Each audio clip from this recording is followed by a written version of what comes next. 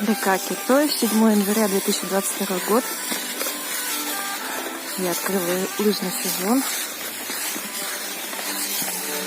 Там 95-й квартал. Погода пасмурная. Снежок пробрасывал с утра. Наст так и не образовался. Снег рыхлый. Толщина снега небольшая. Хотелось бы ясной погоды, чтобы поделать красивые фотографии. Но зато тепло, ветра нет почти. У меня в планах покормить птичек. Я с собой взяла пакет семечек.